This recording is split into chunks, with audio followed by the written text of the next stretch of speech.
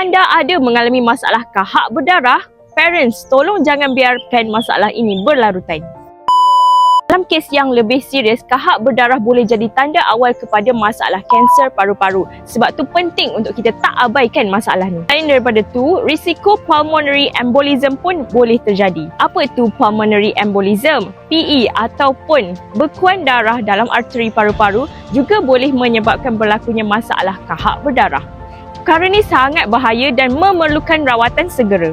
Jadi lepas ni kalau nampak je anak kita tak sihat sikit dan sebelum keadaan menjadi lebih serius, kita kena ikhtiar secara alami dulu dengan minyak herba asma. Tekan beg kuning dekat bawah sekarang.